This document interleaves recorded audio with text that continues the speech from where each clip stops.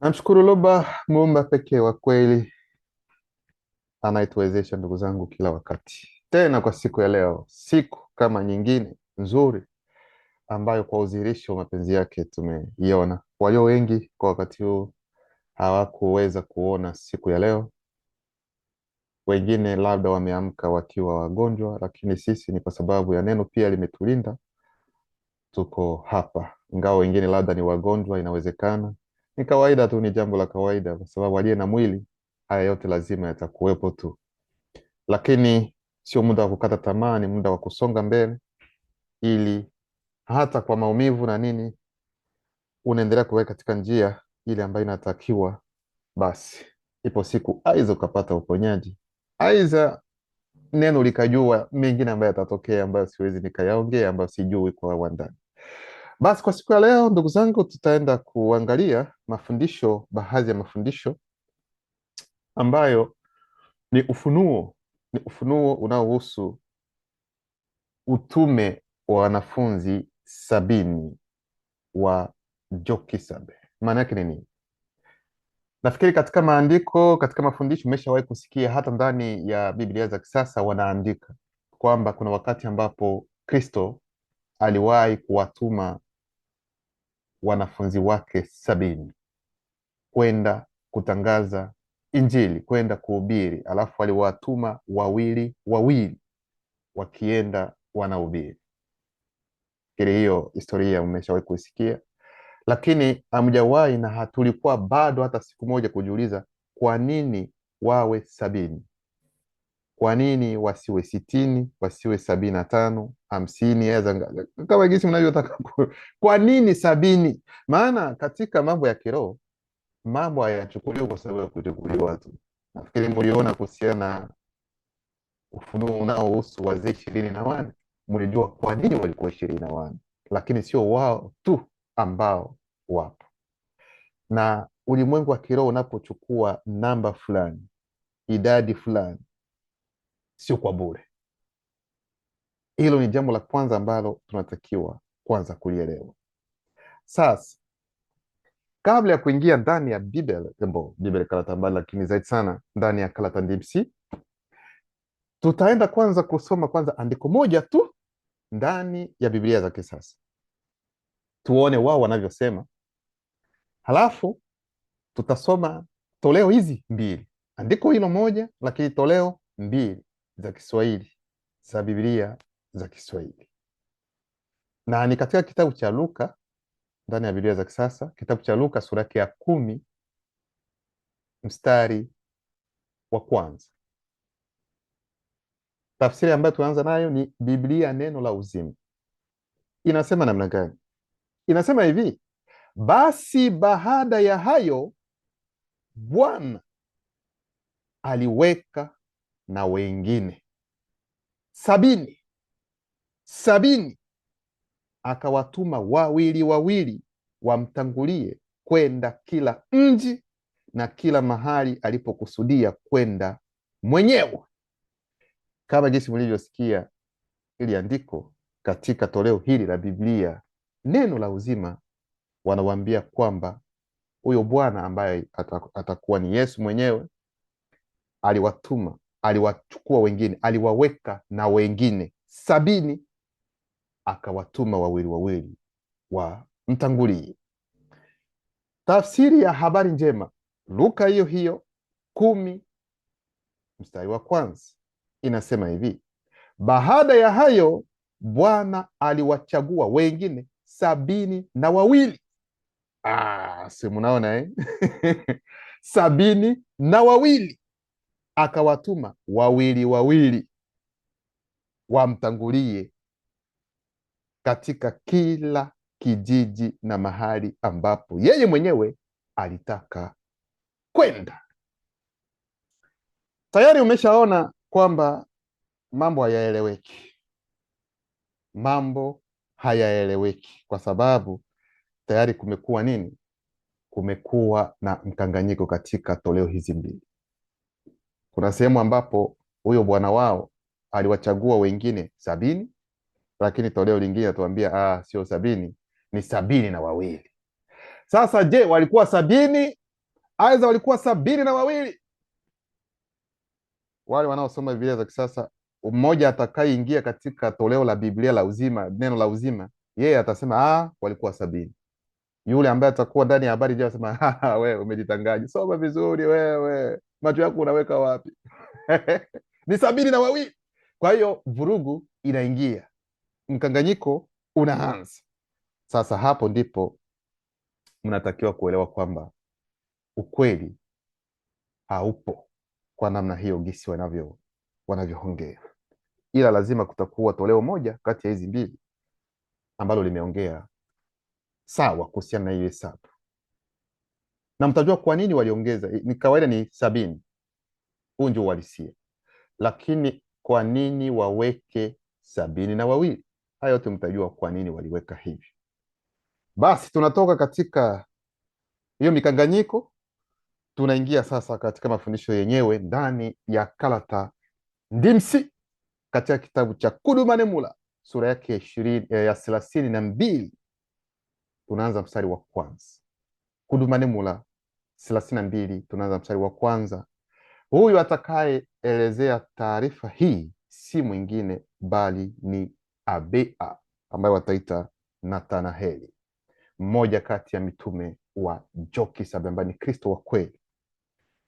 Yeye ataanza kuongea kwenye mstari wa kwanza yale yaliyotendeka. Anasema hivi: baada ya matukio haya kuna mkato. Matukio yapi? Hizi ndio swali ambazo watu wanatakiwa kuelewa, kwa sababu kabla ya yeye kuandika hivi ni kwa sababu kuna mambo mengi ambayo yalitendeka hapo. Sasa baada ya hayo mambo yote ambayo yalitendeka, ambayo hatujayataja hapa, ndipo ataelezea hapa. Jokisabe aliwachagua tena wanafunzi wengine 70 na kuwatuma wawili wawili wamtangulie katika vijiji na miji yote na sehemu zote za bara alikotakiwa kwenda mwenyewe. Kwa hiyo tayari tunaanza kuona kwamba imesemekana kwamba Jokisabe aliwachagua tena.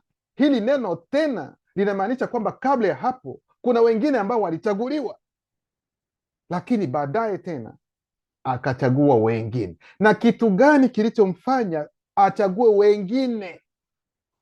Na kabla hatujaingia, je, hapo kabla naye pia alichagua 70 alafu tena 70? Aidha walikuwa wangapi aliochagua kwanza alafu baadaye wengine wakachaguliwa? Ni maswali mazuri. Sasa andiko linatueleza kwamba aliwatuma hao wawili wawili, sio kwenda Yerusalemu, sio kwenda Israeli, sio kwenda sehemu zingine, bali ni katika bara ambalo ni kipenzi, ambalo ni Wasi Munyele, na sio sehemu nyingine, kwa sababu historia yote ilitendeka katika bara letu ambalo wataita Afrika kwa siku ya leo. Hilo tunalijua, wale wasiolijua wanatakiwa kulijua tangu leo. Haya yalitendeka, akawatuma katika lengo hilo la kwenda kueneza Injili. Kwa nini sasa watume wakiwa 70, ingawa ni wawili wawili, lakini hesabu ilikuwa ni 70? Tutaenda kuwaonyesha, na ndipo mtaenda kujua umuhimu wa ishara iliyo nyuma ya hiyo namba 70 ni nini hasa, ni kitu gani ambacho kinatendeka. Sasa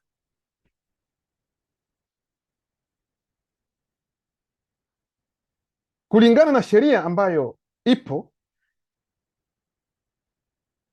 na kwa sababu ulimwengu wa giza la kichawi nao pia unatambua, tunaposema ulimwengu wa giza la kichawi, yani tunaanza kwanza na shetani mlimwengu wewe mwenyewe, anajua maana na ishara zilizo nyuma ya hesabu fulani za namba fulani, yeye anajua.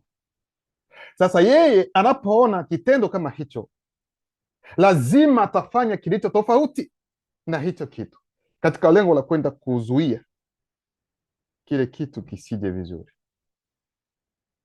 Katika maswali na majibu ya jana ambayo video ilitoka, niliwaonyesha kuhusiana kwamba upinde wa mvua hauna matatizo, lakini wajinga wanachukua hiyo alama ishara, wanautumia kwa sababu ya ujinga wao. Lengo ni nini? Ni kupenda kupinga ule ujumbe ulio nyuma ya upinde wa mvua kulingana na ukweli. Sasa naye pia ataleta taarifa ambayo ni ya hovyo. Kwa hiyo hivyo hivyo, hata kulingana na hesabu hii, idadi hii ya 70, kwa sababu kuna jambo ambalo tayari tumelisoma, walienda wawili wawili katika lengo la kwenda kueneza Injili, naye pia ataandaa naye pia matukio mbalimbali yatakayodhihirisha hiyo 70 katika lengo la kuzuia, aweza kuharibu hiyo idadi, aweza ishara ya hiyo namba ambayo ni 70. Haya mambo lazima tuwe makini nayo, kwa sababu ulimwengu wa kichawi wao hawako very serious. Wanaangalia kile ambacho wanajua kwamba kinaweza kikawaamsha watu, kinaweza kikabadilisha watu, wanakuja kubadilisha kwa namna nyingine, watu wakielewe tofauti na gisi kilevyo. Ndio maana mafundisho yetu kama kawaida yatakuwa na vipengele mbalimbali. Kipengele cha kwanza, hesabu hiyo ya 70 ambayo itaonyesha ishara ya huzuni. 70 inaonyesha kwanza, itaenda kuonyesha kwanza kwamba ni ishara ya huzuni. Huzuni namna gani? Kitabu cha Kolaita sura yake ya kwanza mstari wa 232. Hapa ni wakati ambapo yule watakayehita ndani ya vizazi kisasa kwa jina la Yakobo aiza Israeli, ambaye ni tindi, atafariki kifo cha kimwili. Sasa lazima watu wataingia katika huzuni, lakini tatizo sio kuingia katika huzuni tu, lakini huu huzuni ulichukua muda gani? Hapo ndio tunaanza kwanza. Inasema hivi, kulingana na desturi moja, walioanzishwa walitumia siku 40 kupaka mwili mafuta yenye manukato ili kuhifadhi. Wakazi wa eneo hilo walimwombolezea baba yangu tindi kwa siku 70. Kwa siku 70. Tayari tunaanza kuona kwamba hapa hii hesabu aiza hii idadi aiza hii namba 70 hapa itawakilisha moja kwa moja kitendo cha huzuni. Yaani kwa muda wa siku 70 watu wako katika manunguniko, watu wako katika huzuni, wakiendelea kuomboleza kuhusiana na kifo cha patriaki Tindi, kwa sababu Tindi hakuwa mtu ambaye iko simple, ni mtu mwingine ambaye ni unabii unajaa kweli kweli kumuhusu na kuhusu uzao wake. Sasa mtu kama huyu Tindi atakapoondoka katika hali inayoonekana, lazima kutakuwa na pengo kubwa katika taifa. Watu watahuzunika, watu watalia, watu wataomboleza. Kwa hiyo ni muda wa siku 70 wanaomboleza, wako katika huzuni. Hiyo hesabu hiyo ya 70 inakuja kumaanisha nini? Inapenda kuja kuonyesha, kudhihirisha huzuni. Yani mara ya kwanza katika andiko, katika Biblia Kalata Mbale aiza katika Kalata Ndimsi, hiyo namba 70 inaanza kuguswa, na hapa tunaona direct kwamba kuna nyuma yake ujumbe wa huzuni ambaye iko pale. Sasa hicho ni kipengele cha kwanza ambacho idadi hiyo, hesabu hiyo ya 70 itazihirisha, itaashiria huzuni. Kipengele cha pili, ishara ya urejesho sasa wa namba hiyo 70, kwa sababu tayari wameshaingia katika huzuni, wanatakiwa kutoka katika huzuni. Inatakiwa tena ingine 70 ili kwamba ije kukomboa huo huzuni wa muda wa siku 70. Sasa hayo tunayapata katika kitabu cha Bebusedi, Kutoka sura ya 19 mstari wa 1 hadi 5. Inasema hivi: baada ya muda fulani, roho hizi zilifika kwenye mlima wa viumbe vya kiroho, yani ambao wanasema mudongoma midiba elumba, yani roho za juu za gizo kula vitu, katika eneo la Mbenge, yani magharibi la Wase Mutunga, yani Afrika ya Kati. Mimi Busi nilipanda na Mwenene, Muyaho na Te na Badum, yani wazee walioanzishwa 70. Kwa hiyo hapo tayari kutakuwa na wazee 70, na hapo ndipo tunaenda kuangalia zaidi sana, na mtajua kwa nini tunagusia wazee 70 wakati tumetaja pia kuna Mwenen, kuna yeye bosi, kuna Muyao, kuna Te ambao watasema Musa, Haruni, Nadabu na Abiu na wazee 70 wa Israeli gisi wanavyosema. Kwa hiyo wao nao pia watapanda, wataenda kwenye mlima huu katika lengo gani? Kwa nini Busi apande na hao wazee 70 walioanzishwa? Kwa sababu hao wazee 70 watawakilisha mawimbi yenyewe ya urejesho kuhusiana na huzuni, kama tulivyoona katika Kolaita sura yake ya kwanza mstari wa 232. Mambo ya kiroho hayaandikwi ndani kwa sababu ya kuandikwa tu, yaani ni mafundisho ambayo ni endelevu ambayo watu wanatakiwa kuyaelewa. Lakini wanaendelea kusema, tuliona roho chini ya miguu yao, kulikuwa kama mawe yanayong'aa, kama mng'ao wa mwanga wa siku za kwanza uliodhihirika katika hali inayoonekana. Roho hizi hazikuweka mikono yao dhidi ya walioanzishwa 70. Kwa nini haijasemwa kwamba roho hizo hazikuweka mikono yao dhidi ya walioanzishwa, dhidi ya Busi, dhidi ya Mwenen? Kwa nini iongelewe zaidi sana kuhusiana na hao tu 70? Kwa sababu ilikuwa katika lengo la kuondoa ile ishara ya 70 iliyokuwepo tayari. Tulitazama roho hizi baadaye nje ya Mudongoma Midima Ilumba, yani mlima wa roho za juu. Muyaho na Te na walioanzishwa 70, yani wazee, walikula na kunywa kwa sababu miili yao ilikuwa imepoteza nguvu zao zote. Watu wanapenda kuona roho za gizo kula vitu. Je, watu watavumilia? Unaambiwa kwamba nguvu zote ziliondoka, walinyonya nishati yote. Ikabidi baada ya kutoka hapo kwenye mlima waende kula, lakini haikuongelewa kwamba Busi yeye nguvu zilitoweka za Mwenene. Wao wako imara kio, wanatulia. Kwa hiyo unapoona roho za agizo kula vitu, sio jambo ambalo unaona tu leo sitaenda, leo hatuko katika mambo ya ndani ya comedy, tuko katika mambo ya uhalisia ndugu zangu. Sio hao ambao wataona shetani anaangalia, ni wewe shetani, tena anaendelea kulala. Awe shetani unamuona na kujia tu. Watu hakika watu wanajitahidi, au utakuta mtu yuko very serious, yuko mbele ya watu wengine anasema kabisa kwamba bwana, shetani jana alikuja usiku bwana, nilikuwa nalala bwana.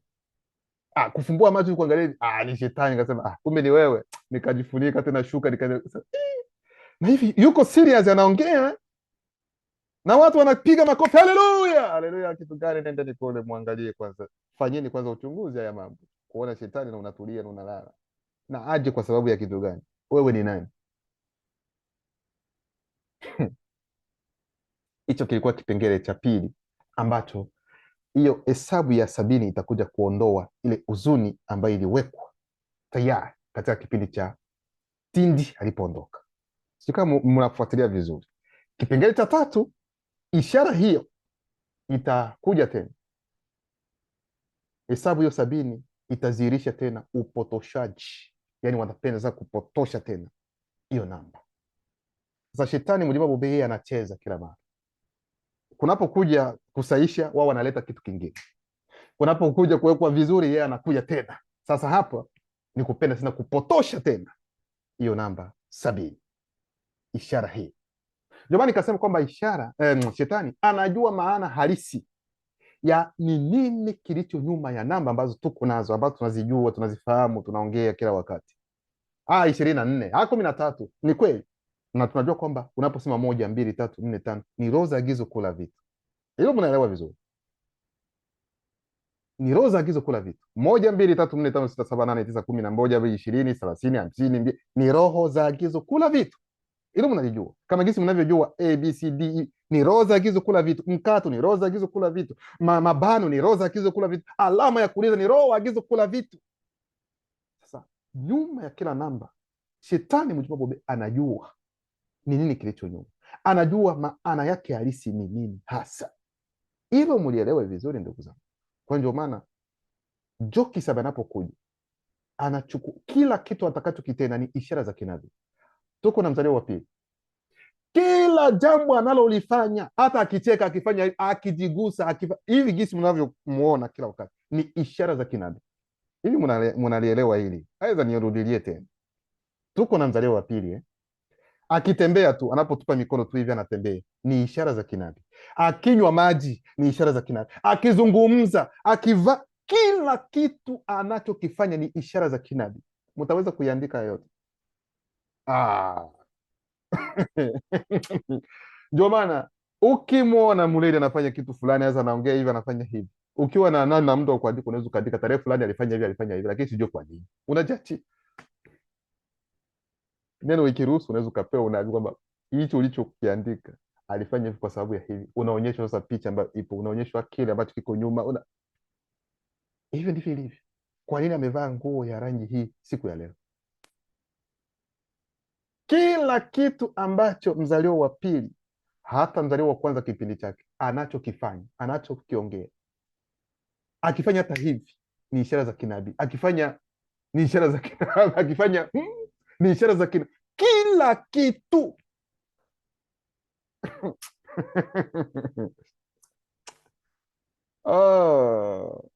Sasa shetani mlima bobe, kama kawaida yake, hiyo hesabu 70 imesharejeshwa tena, atakuja katika lengo la kubomoa tena. Ndio maana kitabu cha Nginya ambayo ita Ezekieli sura yake ya 8 mstari wa 1 hadi 13, ni nini kilitendeka katika mwaka wa 6, siku ya 5 ya mwezi wa 6, nilipokuwa nimekaa katika makazi yangu, na wakuu walioanzishwa wa Soma walikaa mbele yangu. Mkono, kuna mabano, ufunuo wa Mutatedi ulinijia kiroho. Mutatedi alinitokea tena, kwa sababu sio mara ya kwanza. Alinyosha mkono wake mwingine na kunishika kiroho kwa nywele za roho yangu.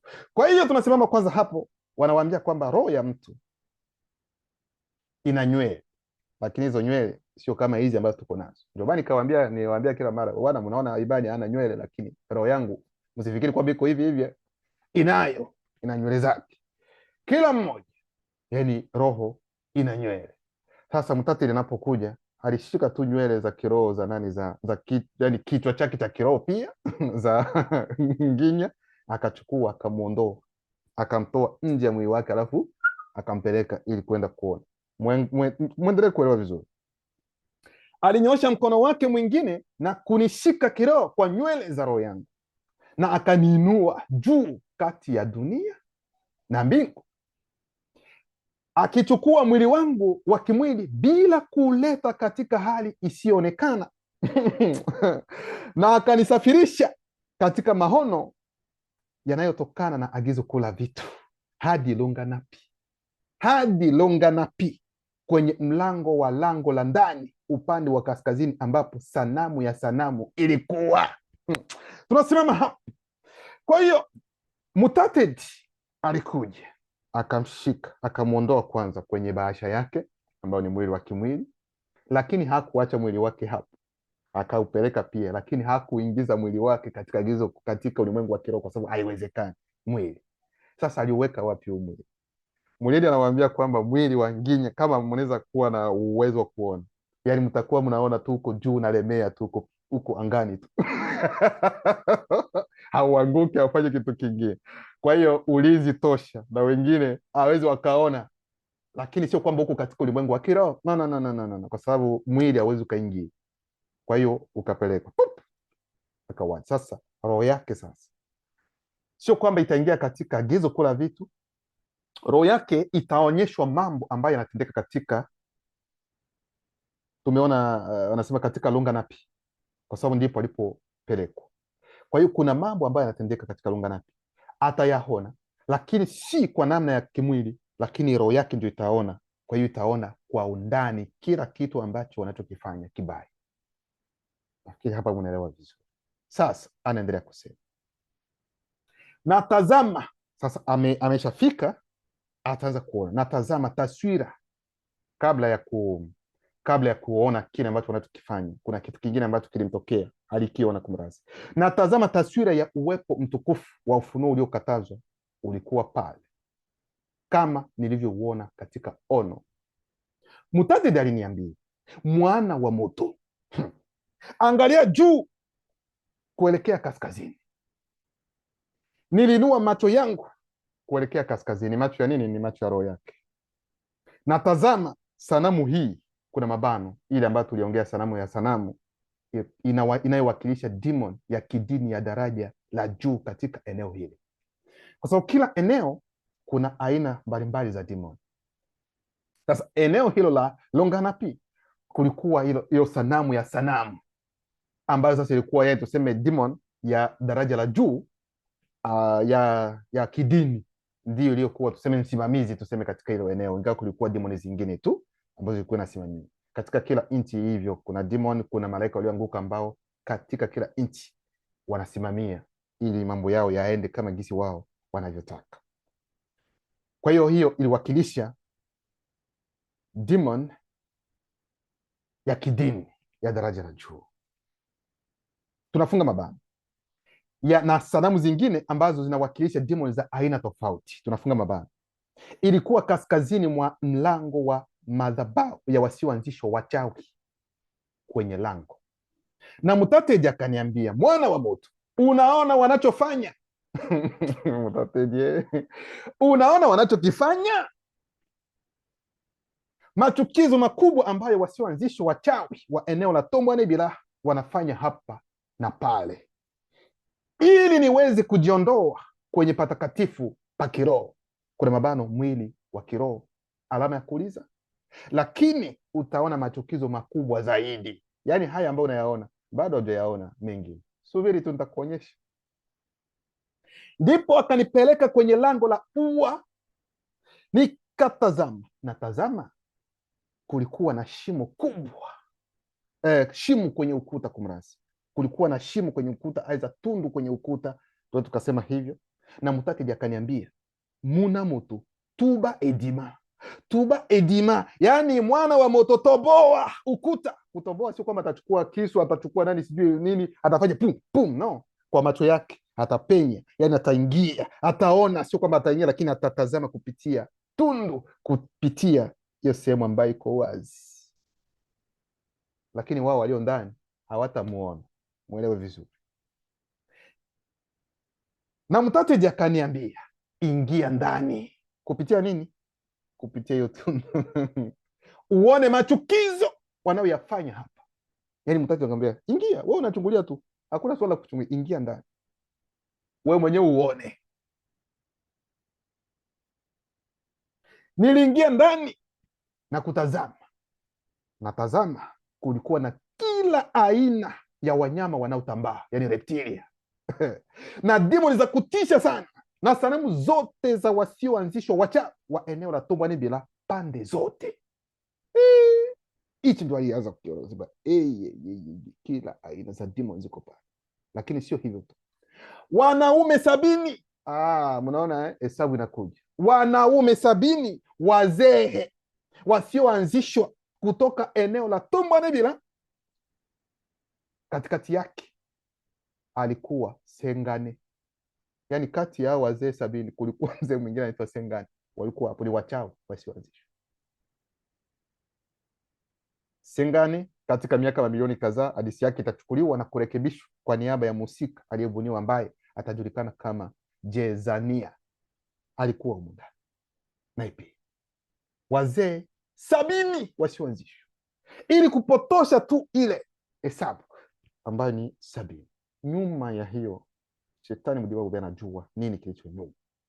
Mwana wa Pakatolo, huyo Jezania ni mwana wa huyo Sengane, ni mwana wa Pakatolo.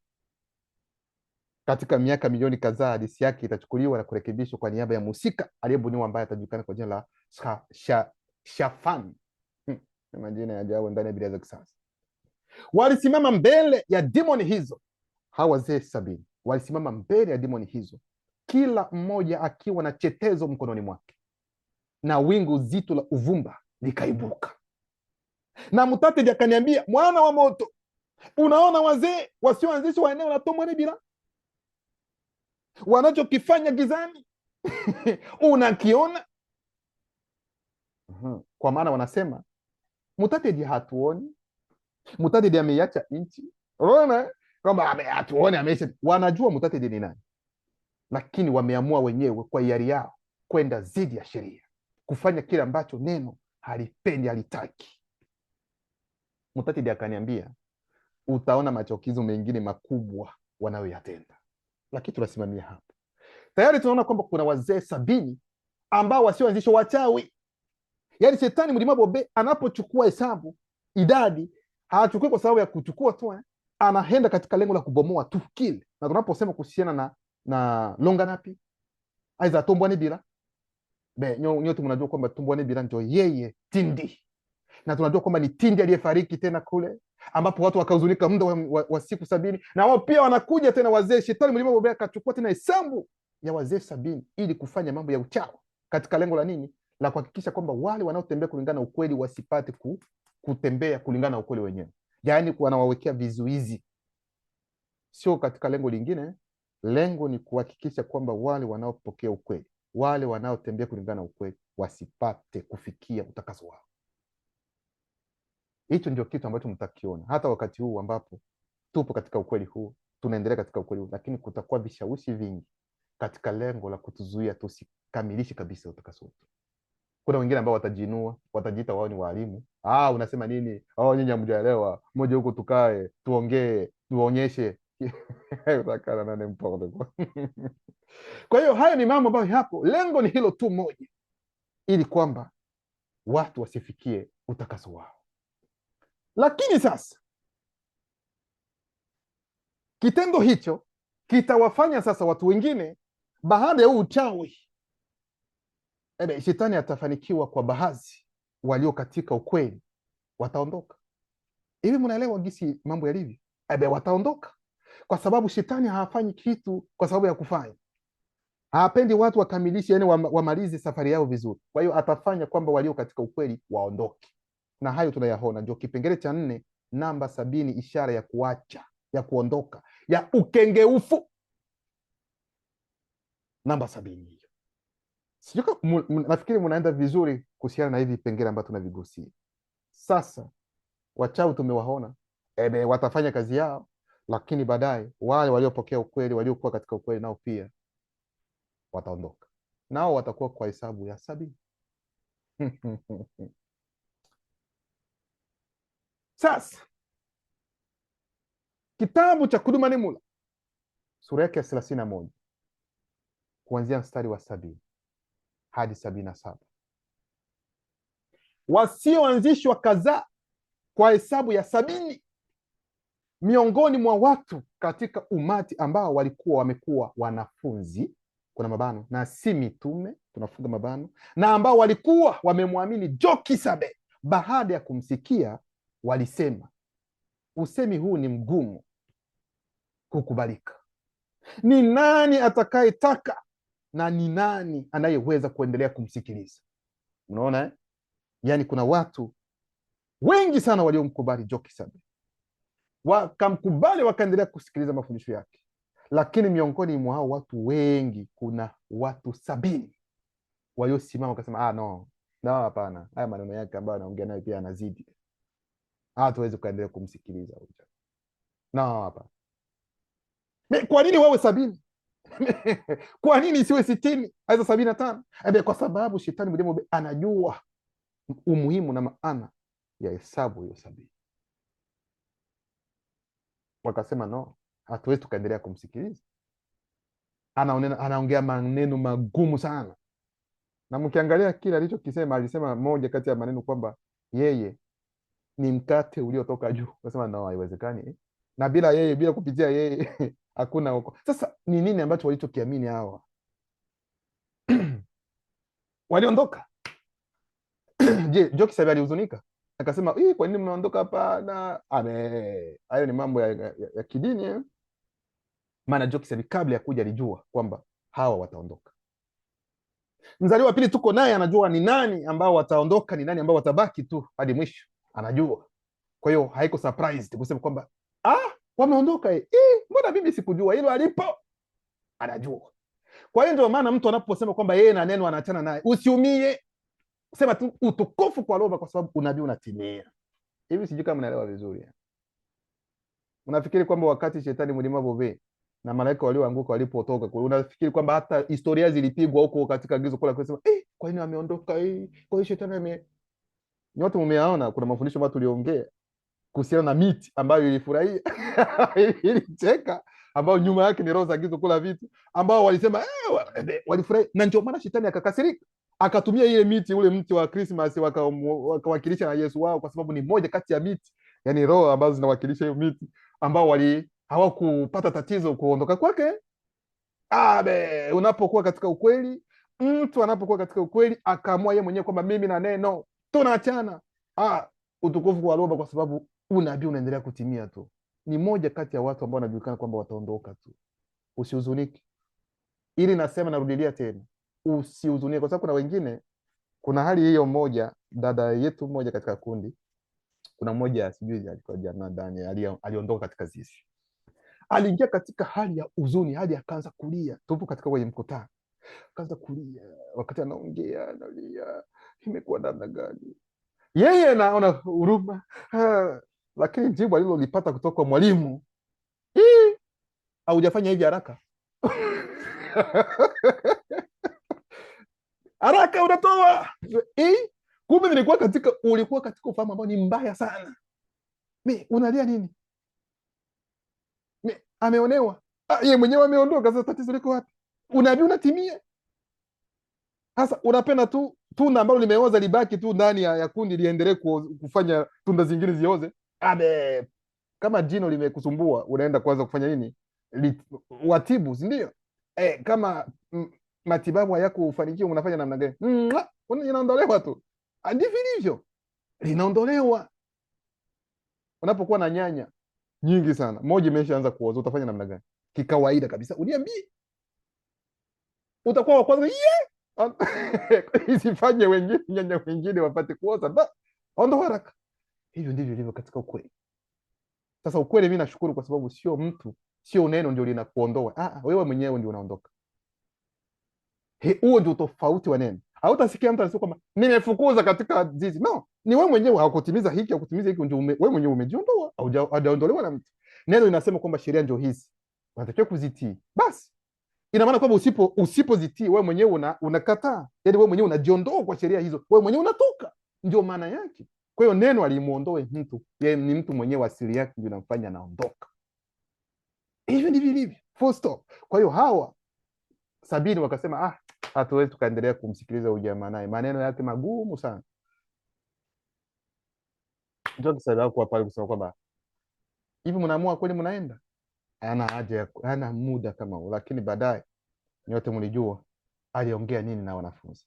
Mstari unaendelea, anasema hivi: lakini Jokisabe akijua ndani mwake kwamba wasioanzishwa walioamini walikuwa wakinungunika juu ya jambo hilo, akawaambia, hayo yanawapa kashfa.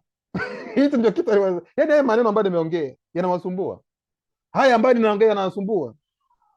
Na kama mngeniona nikiwa zaidi ya uwepo sio kuwepo nilikokuwa awali, wakati wa uzirisho wangu wa kwanza, katika hali inayoonekana, alama ya kuuliza. Sasa ingelikuwa mpate hiyo nafasi ya kuona gisi mimi ninapojiziri, kwa sababu anapotoka nje ya uwepo sio kuwepo hana mwili. Sasa anapoingia katika uwepo anatakiwa awe na mwili. Sasa angalia huu mwili ambao atauchukua, ukiuona wewe utavumilia kweli? Utakuwepo? Hivi ndivyo Jokisabe wanasema, kwa sababu Jokisabe bila kuchukua mwili, agizo kula vitu inaweza ikaripuka, inayotoweka. Maana uwezo alio nao hawezi akaingia katika agizo kula vitu, kila kitu kinamalizika, kinaharibika. Mzaliwa wa pili vivyo hivi, bila kuchukua mwili wa kiroho hawezi akaingia katika agizo kula vitu. Hakika agizo kula vitu inaisha, haipo. Roho zote ambazo zipo zote zinaangamia, tuende tukasema kwa namna hii. Na huyu tuko na mzaliwa wa pili kwa wakati huu. Ndio maana mkipenya yule tulia naye katika wakati huu, wengine wataingia katika woga. Lakini shetani mlima Bube anafanya kwamba tusiwe na ufahamu wa ndani zaidi sana, wa kina zaidi wa nani tulio naye katika kipindi hiki. Hilo tu tunaliongea kila wakati. kwa sababu tukipenya kiundani, ni nani tuliye naye. Tusiishie tu kwa yale tunaongea naye, anapiga stori, tunacheka, tunafurahi nini, akila anachoka, nina njaa, nachoka. Hiyo ni kawaida.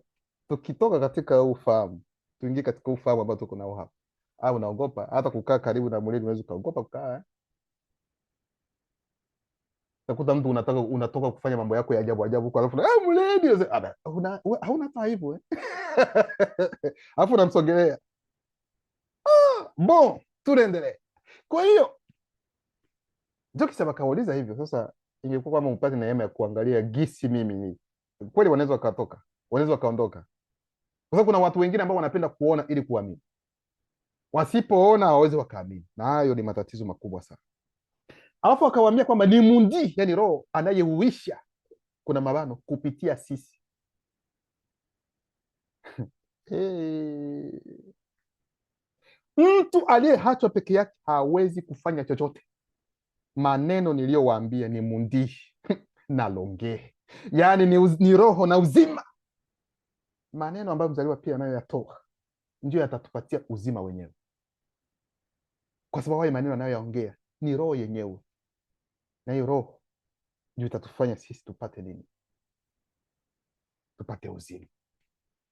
Uzima hauko sehemu zingine. Uzima ni kulingana na maneno na fundi, kwa sababu watu wanafikiri namna gani? Kila mtu yuko hai kwa sababu ana uhai, na huo uhai unaweza ukafariki, unaweza ukafa. Uhai unakufa ndio mtu anafariki, mtu anakufa, lakini inatakiwa kwamba huu uhai usife.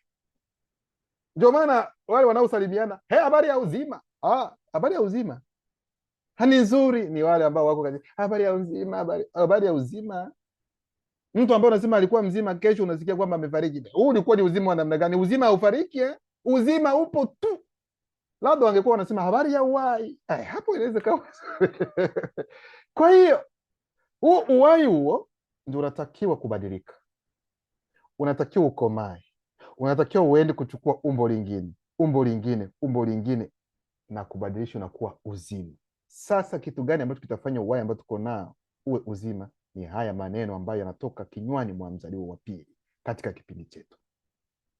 Ni haya ndio yatafanya kwamba huu uhai usifariki, uwe uzima, uchukue umbo lingine, kwa sababu ukiwa hai unaweza ukafa tu, lakini yule ambaye ana uzima hawezi akafariki.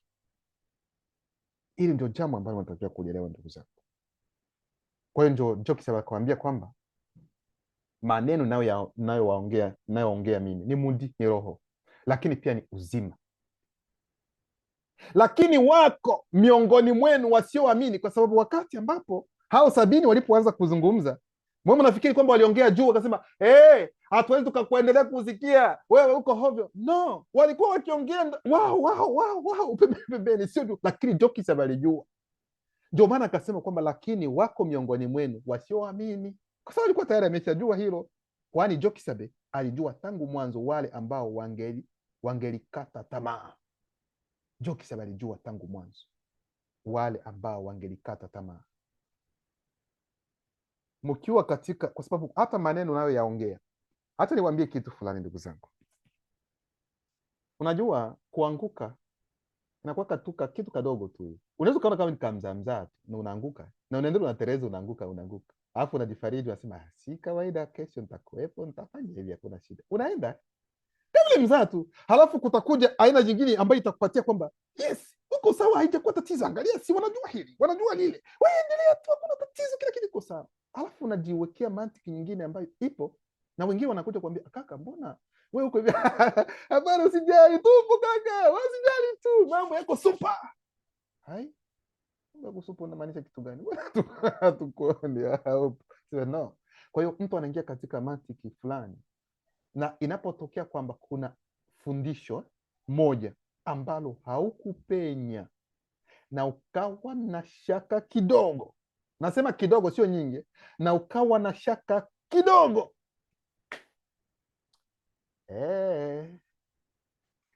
kuhusiana na hiyo shaka kidogo, tayari ni mlango ambao uko wazi. Kutatokea tukio ambalo linafanana kuhusiana na hilo shaka kidogo, unasema Kwa kweli ndio maana lakini kwa kweli kwa nini iko hivi? Maswali yanaanza. Usipokimbia haraka kuuliza swali kuhusiana na hayo mashaka ambayo uko nayo, kupitia huu mlango kutakuja milango mingine tak tak tak tak.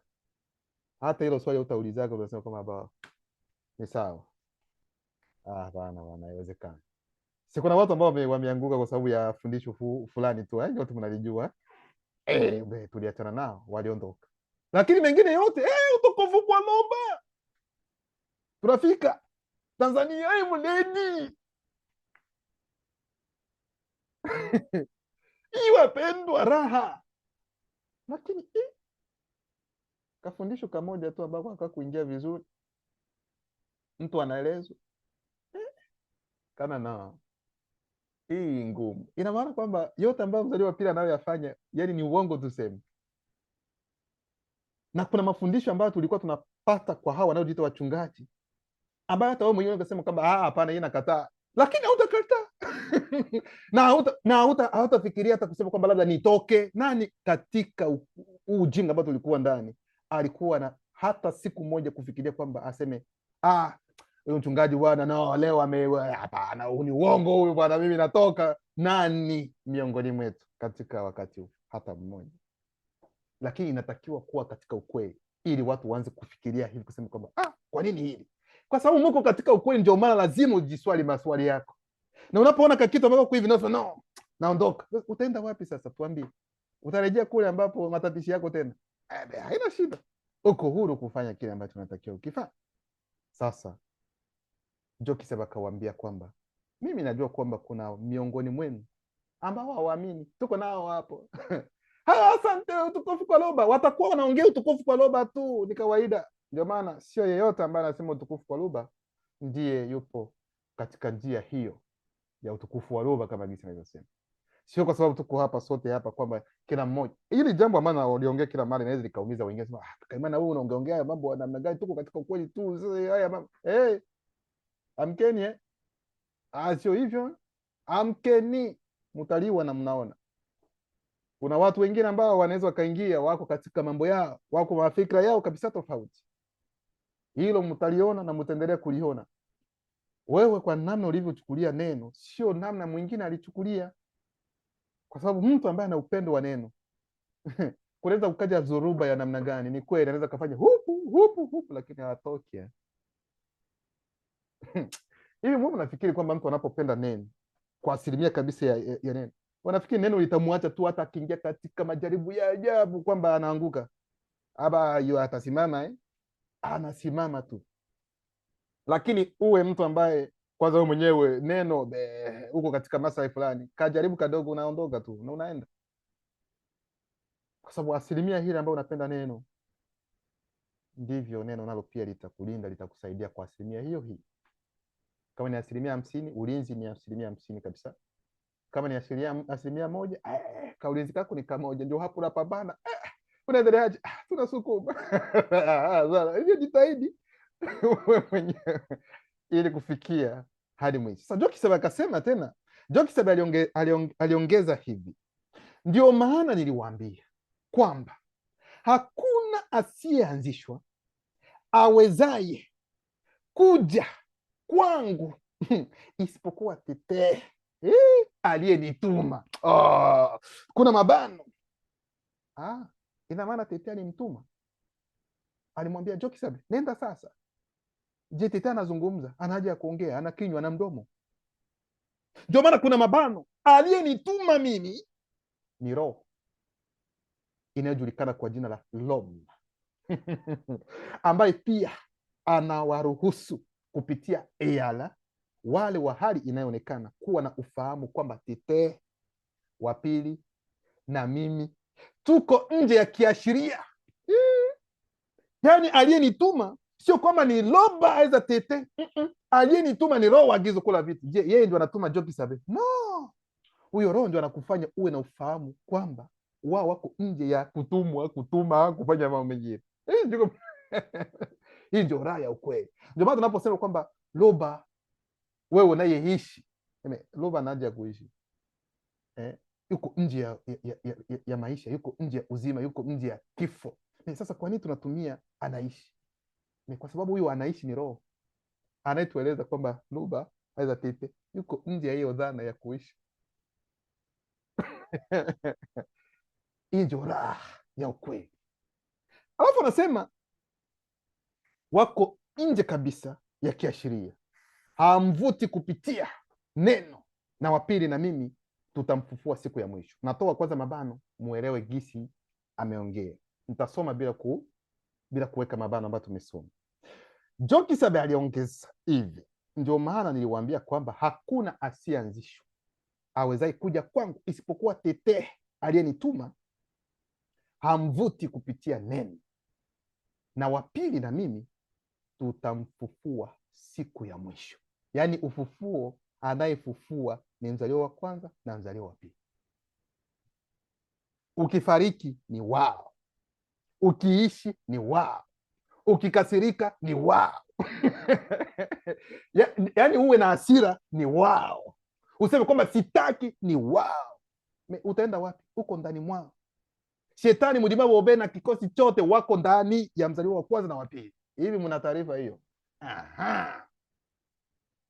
Ndani ya Biblia za utawaambia kwamba shetani ni adui wa Mungu.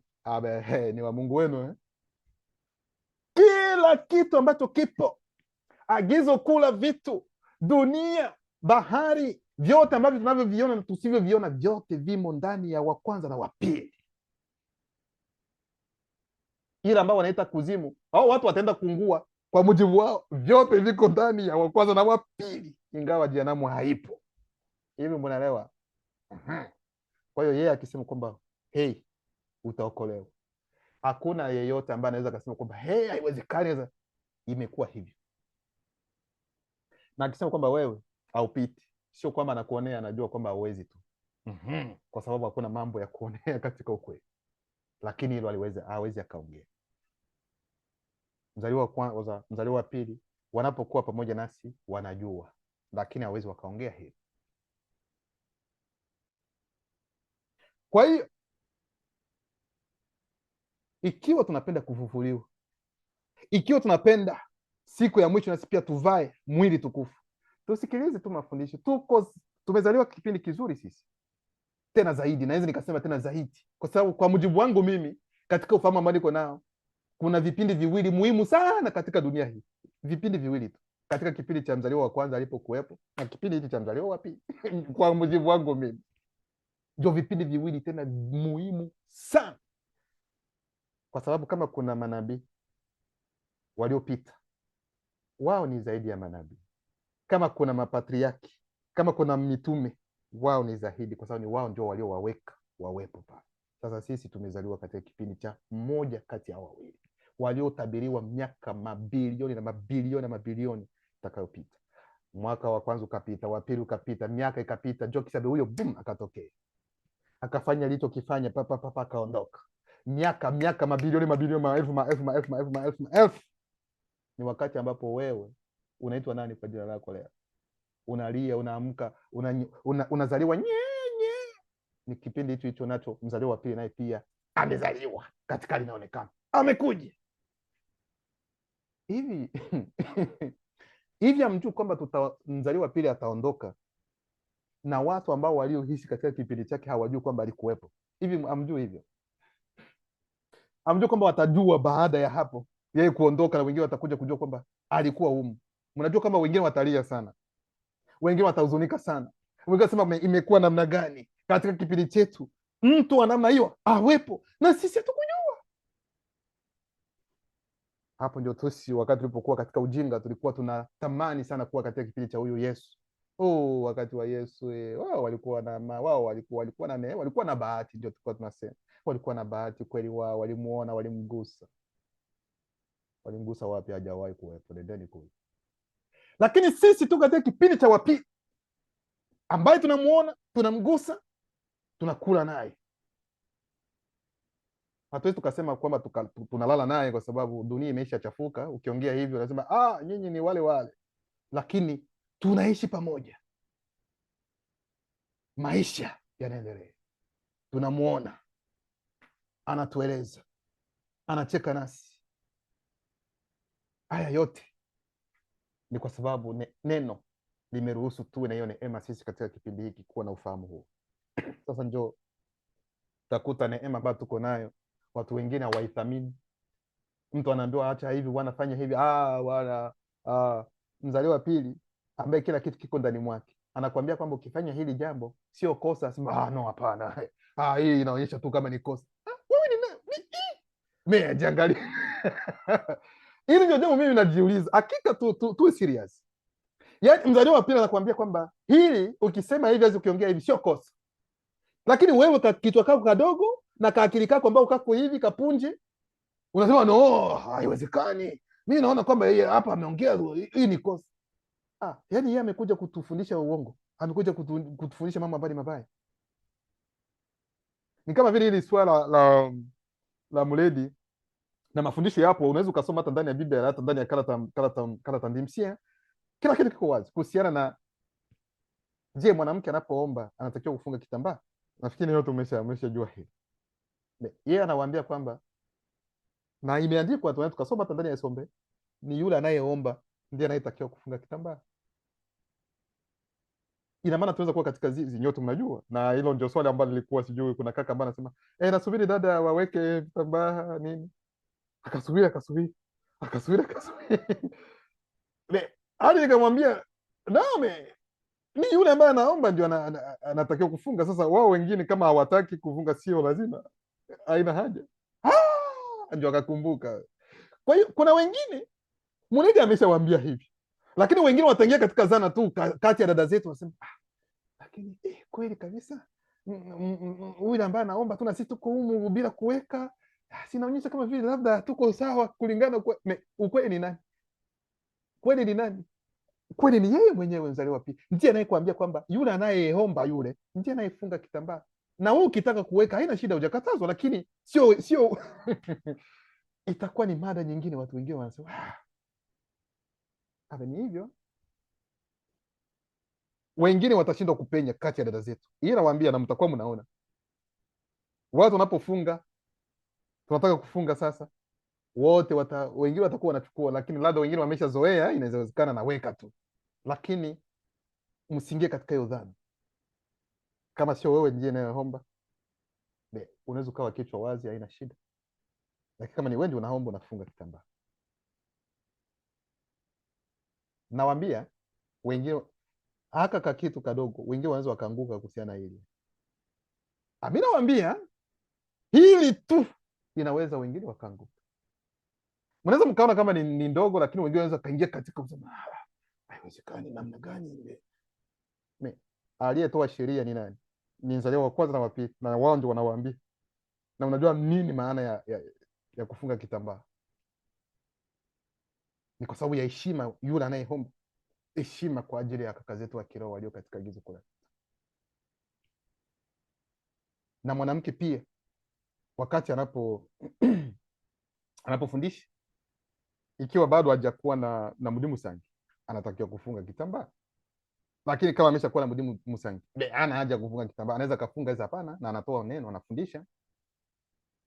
Kwa hiyo haya mambo lazima muyajue. Sasa ni mambo madogo madogo ambayo wengine wanaweza wakaingia, ndio hawa walipenya. Yaani kupitia yeye ndio yani wokovu.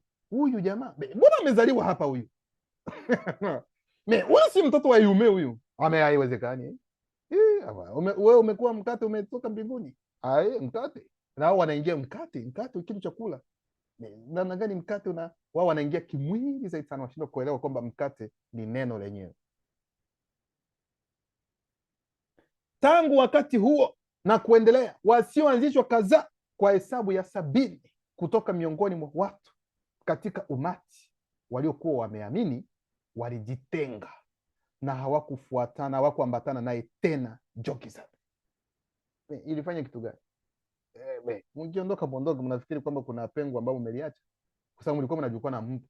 Ndio maana Esombe aliwahi kusema kwamba walikuwa wetu lakini hawakuwa wetu. Maana wangelikuwa wetu, wangelibaki miongoni mwetu. Kwa hiyo wanakuja kutembea tu, ni kama walikuwa wanakuja kutembea tu pupu, alafu wanarudi.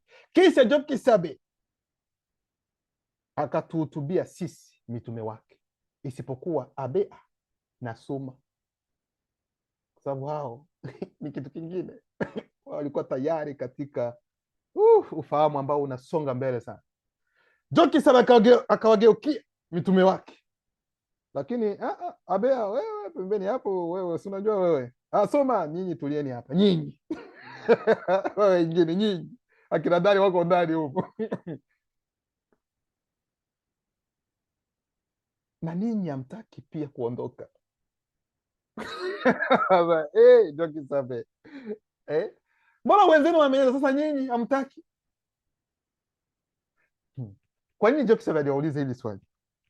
Mnaona kama labda ni jambo ambalo ni simple. Jokisaba alikuwauliza hivi, anajua ni nini na kwa nini aliwauliza. Jokisaba aliwauliza kwa sababu wakiondoka wale wameondoka, ingawa wale mitume hawawezi wakaondoka, wanampenda Jokisaba, wanakubali ukweli, lakini swali la kuwauliza, kwa nini nanyi pia hamtaki kuondoka? Ni kwa sababu kumrazi,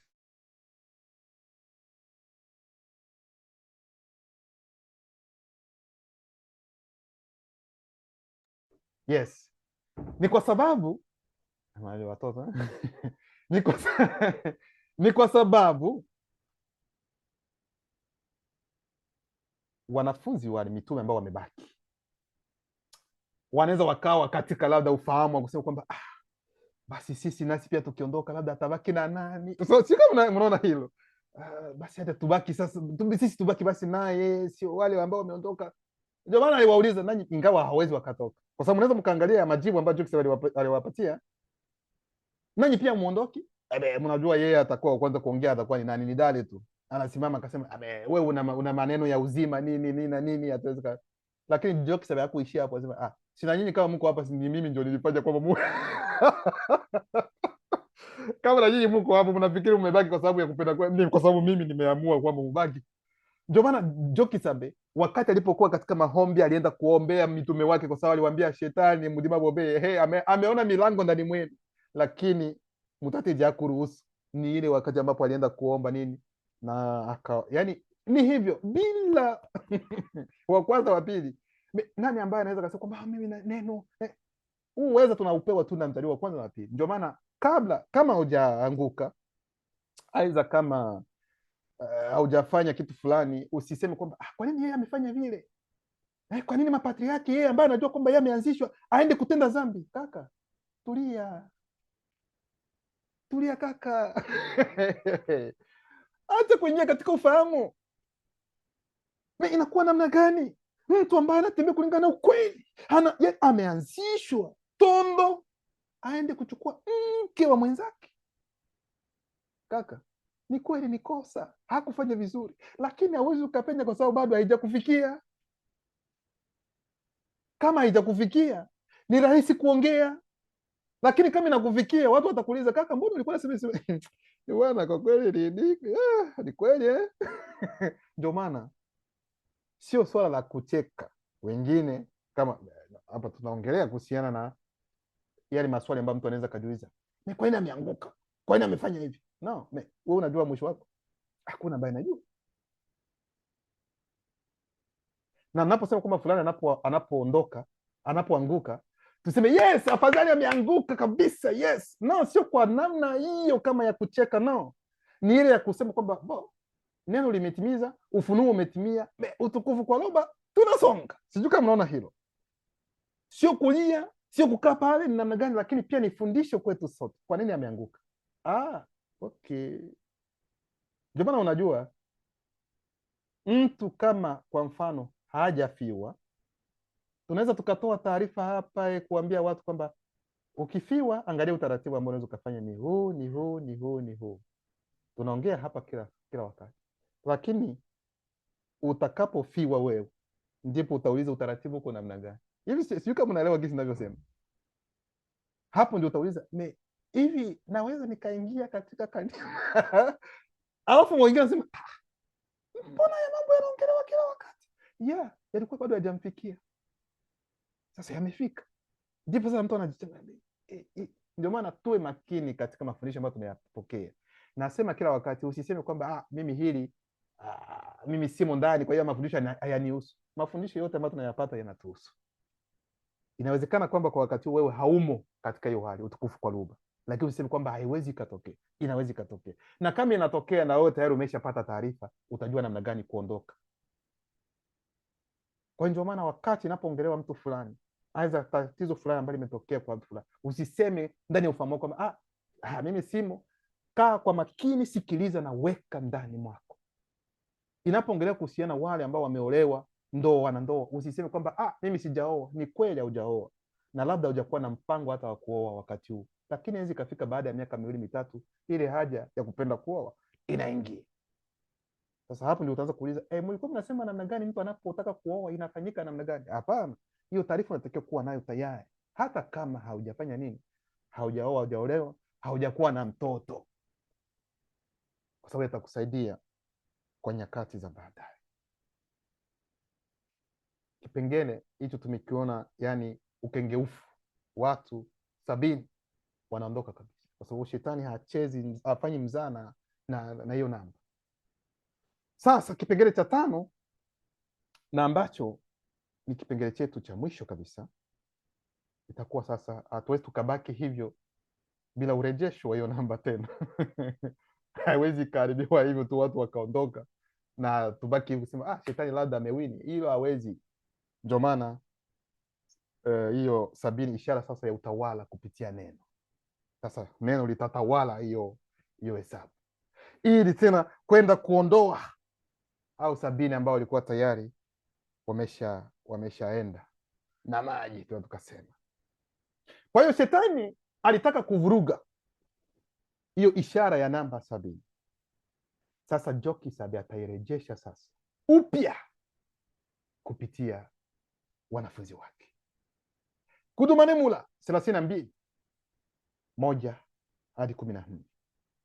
Baada ya matukio haya, Jokisabe aliwachagua tena Loba aliwachagua tena wanafunzi wengine 70, kwa sababu wengine wameondoka, si ndio? Kwa hiyo wengine watachaguliwa ambao watachukua nafasi hiyo, na kuwatuma wawili wamtangulie katika vijiji na miji yote na sehemu zote za bara alikotakiwa kwenda mwenyewe.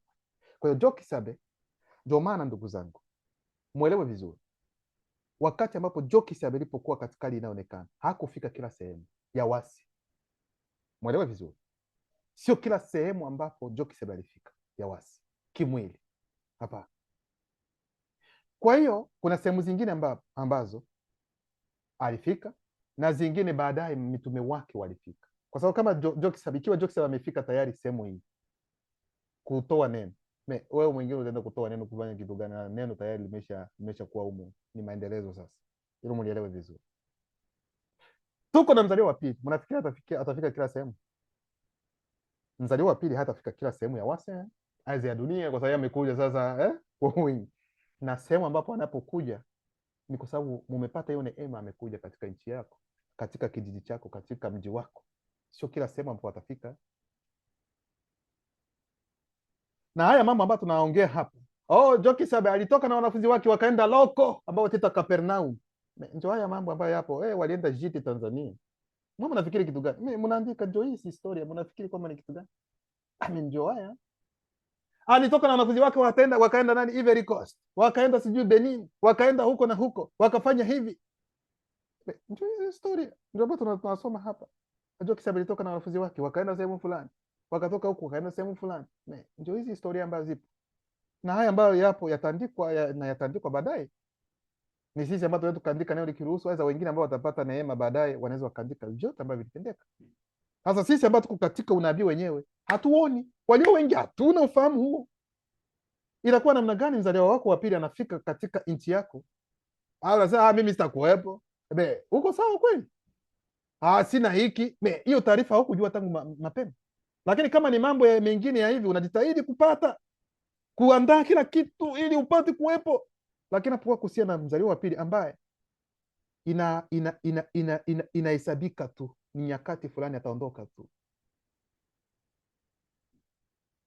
mpatie kile ambacho uko nacho. Naye pia bwana, mimi sina.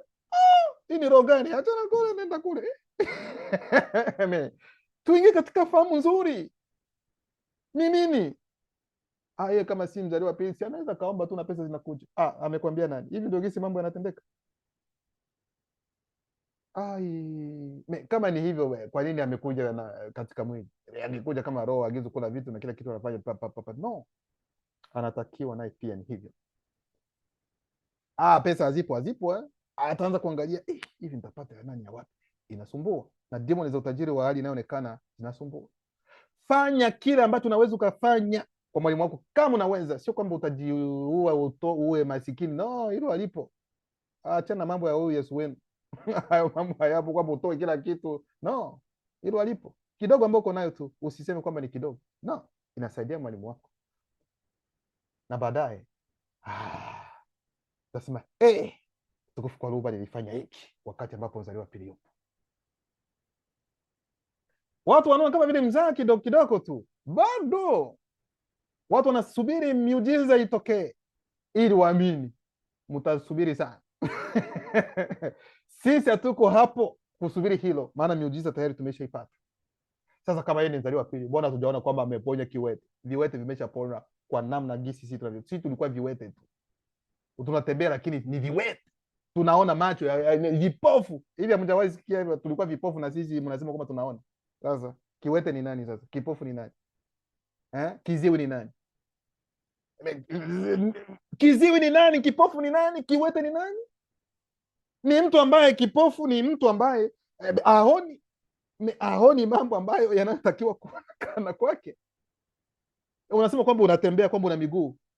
Unatembea wapi? Unaenda wapi? Kila mara unadumbukia tu, unatumbukia. Hauna macho, hauoni vizuri labda.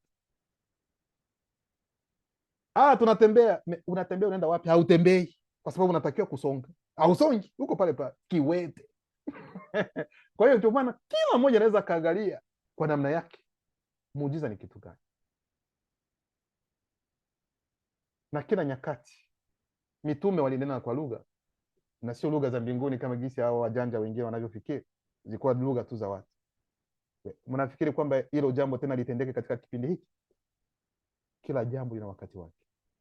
Translation zimeshakuwa nyingi, unaweza ukaweka tu Google Translate, Kifaransa Kiswahili, Kiswahili to French, Kiswahili to English. Ingawa itakupatia mambo mengine, lakini kidogo utapata taarifa inamaanisha kitu gani kidogo. Sio kunena kwa lugha. Ni hivyo. Kila kipawa kina na wakati wake. Kina wakati wake. Katika kipindi cha Jokisab, yani zile demon ambao unajua kwamba yani ule uwepo wa demon ulikuwepo kweli kweli. Yani watu wanapagawa nyote, mnaona kwamba yani watu wanafungwa pingu lakini wanakata hata pingu ambazo ni za chuma. Hicho kipindi cha Jokisab ilikuwepo. Hivi mnaviona wakati huu? Haipo. Wachawi wa kweli walikuwepo katika kipindi cha Jokisab. Nasema wachawi wa kweli, sio hawa waleo. Waleo hawezi akaruka gizi wanavyosema anaenda anatoka nje ya mwili wake anaenda kusumbua wengine. Hawana huo uwezo. Lakini kipindi cha Jokisab haikwambia nitakutembelea usiku anakuja. Anakuja kama ni kubaka anakubaka, kama huna ulinzi wa neno. Haya mambo yalitendeka kipindi hicho. Lakini huu mlango neno liliruhusu ukafungwa. Ulimwengu wa kiroho unatupenda sana, lakini sisi hatuna ufahamu. Ukafungwa. Kutoka mtoki nje. Wale wote waliokuwa weusi wengine waliokuwa na uwezo wa kuona hata demon, macho yakafungwa. Mnaweza mkasoma tu, yote yameandikwa. Itakuwa ni ndoto tu. Utapata msukumo wa demon tu. Utapata msukumo, Mungu ameniambia. Kumbe ni kademoni yako ambao kamekuja tayari kamemvuvia. Roho ameniweka moyoni. Sio roho, ni kademoni yako kingine kamemweka roho. Ndi hivyo tu. Unaona? Kwa hiyo haya ndio mambo ambayo yanatendeka. Wao wanafikiri kwamba wanafanya hivyo. Mungu amemwambia kitu fulani. Hakuna swala la hivyo. Hamwezi mkaona. Nimemwona shetani. Hata demoni ya chini hauwezi ukaiona kwa macho yako ya kiroho. Hauwezi. Shetani ndio unaona. Tumpige shetani. Wewe kwa nguvu gani? Na utampiga na nini? Na panga. wengine nitamkaba kwenye kolomeo. Awe, yaani kolomeo ya shetani iko sasa, mkono wako unaweza ukaenda kwenye kolomeo ya shetani, si ndio? Aidha ana kimo chako ili kufikia kwenye kolomeo kolomeo yake. Watu wanafikiri viroho ziko namna gani? Unaambiwa kwamba mutate ili kushuka anainamisha mbingu ili kuingia katika gizo kula hivi. Unafikiri kwamba akisimama hapa hii sehemu kuanzia hapa hadi mbingu, hiyo mbingu ambayo unaona kwamba anaweza kaenee akisimama? Sio kitu. Watu wanachukulia roho za gizo kula vitu kama kitu gani? Hata roho tu ambazo zimeanguka anatakiwa kuchukua, yani umbo la mtu ambaye ni wa sisi ambao tuko na kimo chetu, lakini akisema kwamba hatokee, hawezi akaenea. Toka pale nje ya nyumba, angalia juu, hawezi akaenea, ni ndogo. Roho za gizo kula vitu aiza roho tu lakini Mungu wao wengine anatulia tu ndani ya mbingu, anaenea, alafu tena anakaa kwenye kiti. Huu ni udhaifu. Kwa hiyo Jokisabe akawachagua 70 sasa tena na kuwatuma wawili wamtangulie katika vijiji na miji yote na sehemu zote za bara alikotakiwa kwenda mwenyewe. Akawaambia, mavuno ni mengi. Oh, loba mavuno ni mengi, lakini watenda kazi ni wachache. Angalia gisi tulivyo, mabilioni ya watu wako katika hali inayoonekana hawajui ukweli. Hesabu ndogo tu ambayo sisi tuko katika ukweli, wengine wote bado wako katika ujinga. Mavuno ni mengi, lakini wakutenda kazi wako wapi? Sisi ambao tunatakiwa tena kufanya kazi, wengine tunalala. Wewe tabaya. Sasa unapenda nini? Watenda kazi ni wachache. Tuna kazi kubwa sisi ya kufanya katika kipindi hiki, sisi ambao ni kizazi cha kwanza, na nikasema baada ya ujinga wote, sisi ndio tumekuwa wa kwanza kupokea ukweli. Angalia vita ambayo tunapambana na familia tu zetu tu ambazo tuko nazo. Mumeleta nini tena hicho? Nyinyi ni mafrimason, mimi ni Illuminati. Nyinyi mnakuja kabisa ni wapinga Kristo 666, mnapinga Yesu. Siku za mwisho zimefika kweli kweli. Mnasikia yeyote? Lakini tuna kazi, tunaambia no, sisi sio wapinga Kristo, sisi ni wapinga Yesu. Hilo lieleweke vizuri. Kristo aliwahi kuwepo, lakini sio huyo ambaye watatuambia kwamba anaitwa Yesu. No, huyo hajawahi kuwepo. Huyo hii historia ya uongo. Mwanangu, kweli unamkana Yesu? Mama namkana. Hakumbuki miujiza aliyokufanyia mama? Huu ni ulinzi tu wa asili ambao sio Yesu wako. Huyu mtoto ameenda mbali kabisa kweli. Bwana, ni hivyo tu. Sasa hicho ndio kitu ambacho, yani hivyo ndio vita ambayo tuko navyo. Munaleta kitu gani tena? Tunaleta kitu gani? Kitu gani? Ni ukweli tu halisi. Tumia mantiki ambayo inaongozwa na ukweli na uhalisia, unaona kwamba yes, huu ni ukweli. Woga wa nini? Wasiwasi wa kitu gani? Tangu uanze kupokea ukweli, haujaona mabadiliko katika maisha yako? Tuseme ukweli, tusemezane. Tulikuwa katika ujinga, kulikuwa mabadiliko ya kiroho kweli kweli? Hapakuwa. Tuseme ukweli. Tuliingia katika kila aina za dini. Kwa wale ambao walioingia katika sehemu mbalimbali wanaweza kashuhudia. Utakaso ilikuwa ni hadithi, njoo heleza, hatujui ni nini hasa, tunaongea tu lakini hatujui ni nini. Kwa sasa hivi wanaume tunaweza tukakaa na mke wetu, yani mke wangu mmoja tu, sina papara za kwenda huku angalia mwingine, angalia kweli, bila neno. Kaka zangu, kweli tutafua, kweli tutatoboa, bila neno. Tusemezane ukweli. Tusemezane ukweli. Ni katika ukweli tu ndio tunaweza tukaweza hayo. Bila ukweli tunadumbukia tu. Tusio wajanja kwa hilo. Tuseme ukweli ndugu zangu,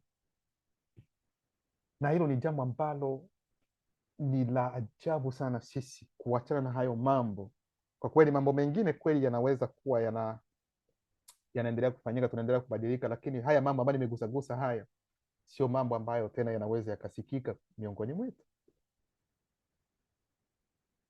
Hayo mambo hapana, kwa sababu tumeingia katika ukweli, na ukweli unaokoa. Kwa kweli unabadilisha, hata nyuso zinang'aa. Umesha kuwa na umri, lakini unapopokea ukweli bwana, kamekuwa tena kijana tena. Unamwambia nina miaka hiyo, anasema hapana, haiwezekani. Unasema uongo, nenda kule na wewe, unipatie kitambulisho chako cha kuzaliwa. Tufikie huko. Mbona umeenda mbali? Kwa hiyo neno linabadilisha, neno linaleta furaha, nayo mabadiliko yanaonekana. Hata majirani lazima washuhudie, hata kama watakuwa wanaongea mambo mengine, nenda kuna mwingine, wanapokuwa wenyewe wasema lakini kajamaa kamebadilika, kajamaa huyu ndio unamwambia hivi na natulia. Kaka, hapa ingilikuwa ni ngumi ambazo zinaruka hapa, hatujui ni nini ambacho kimemfikia kweli. Anaposikia kitu, huyo hasira ambayo itapanda pale, sijui nani ataweza kumzuia.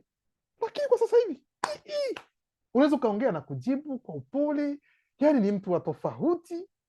Alafu anakuja, wewe ni wa dini gani?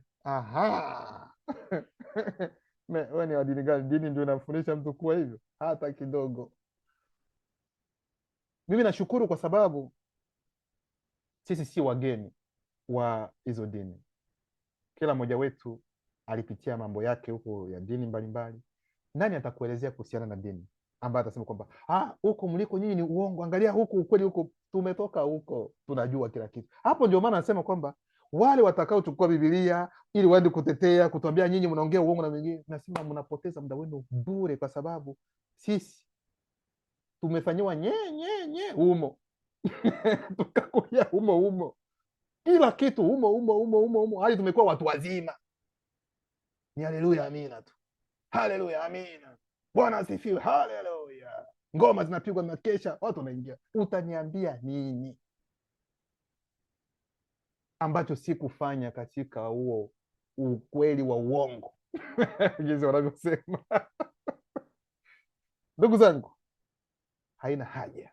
Jokisebe anasema hapa, mavuno ni mengi lakini watendakazi ni wachache. Hivi sio kweli? Sio, kwanza ni zaidi hata ya kweli. Tunaweza kusema ni kweli kweli, watendakazi ni wachache. Kaka Gilbert kuna wakati ambapo alisema nimeingia nifikiri natakuta kikosi cha watu wengi katika zizi, lakini naona kama ni mia ngapi hivi. So kaka, yes, hiyo ndivyo ilivyo. Hatuna haja ya hesabu kubwa, tuna haja ya ubora. Sisi hatuna haja ya jinsi wanavyosema kwamba bora watu tu. Watu bora, huo ndio uhalisia wa kweli, kwa sababu ukionyeshwa orodha ambayo ipo ya wale wanaotaka kuingia katika zizi, hawezi ukaamini. Mimi naongea kile ambacho najua, dada Eliza anaweza kashuhudia hivi na kwa wafarasa na wengine, lakini kuna taratibu. Ndio maana ukipata neema unaingia katika zizi, shukuru. Niliwaambia mimi mwenyewe, niliwaambia namna gani ombi langu nilitoa wakati gani? 2017, si ndio? Nimeingia lini? 2020. Miaka mingapi imepita? Wale ambao wanajua kupiga hesabu wanajua. Kwa hiyo ni neema, kila jambo na wakati wake.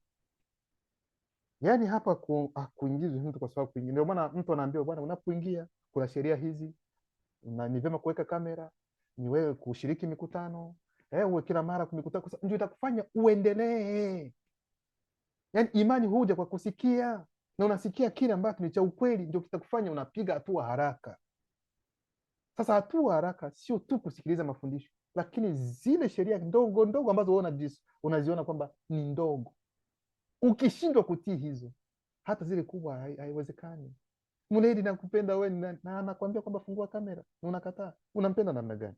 Utasema unampenda kweli? Lakini mimi kwa sababu ya hivi. Sababu gani? Kuna sababu moja tu, aidha mbili. Uko nafanya kazi, aidha uko mgonjwa.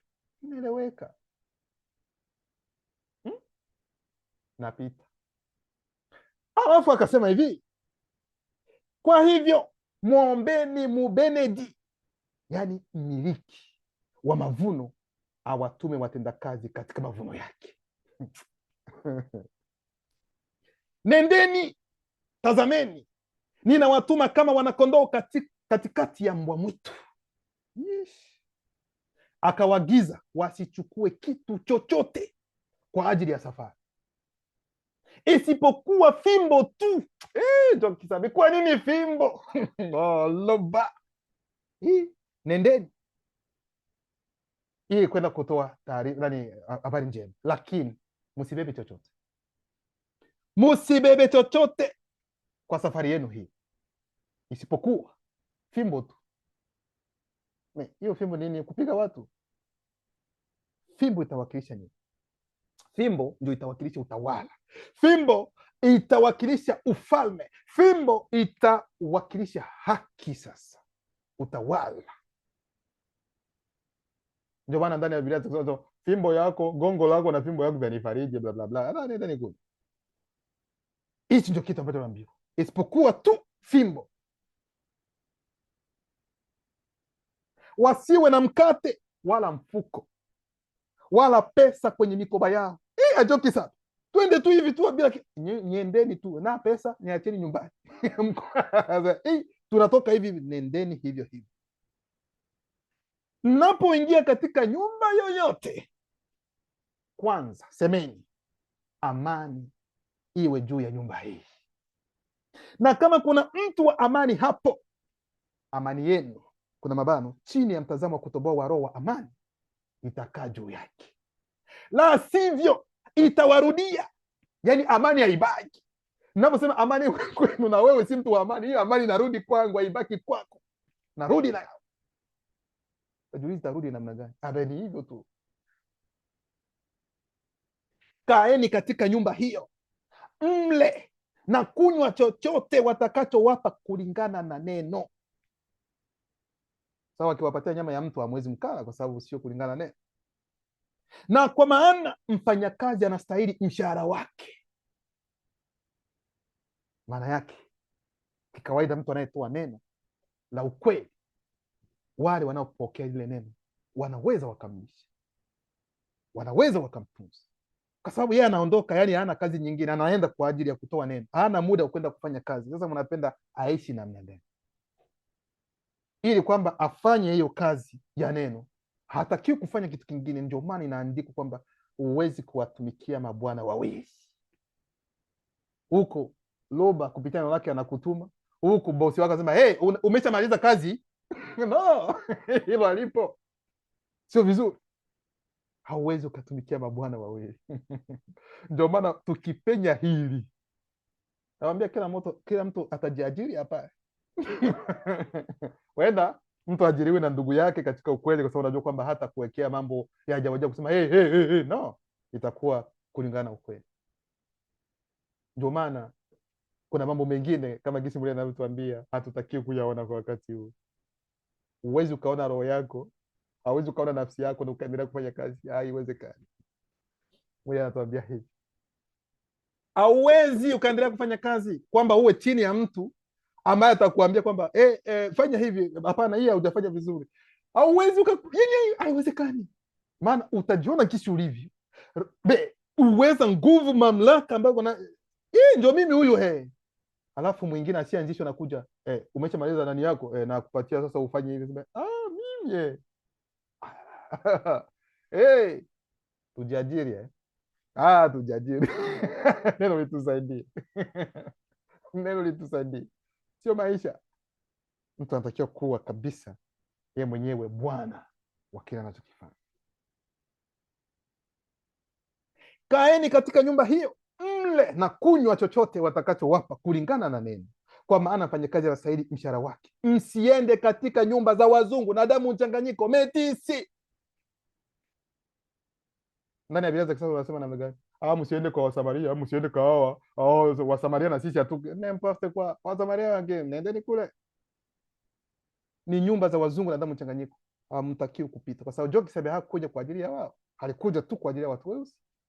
Kwa hiyo haiwezi kawezekana mitume wapite kwenye nyumba hizo za wazungu na damu mchanganyiko, kwa sababu walikuwepo kipindi cha Jokisabe, walikuwepo wase, walikuwepo tu, walikuwa wanaishi kama gisi tunavyoona hata kwa wakati huu.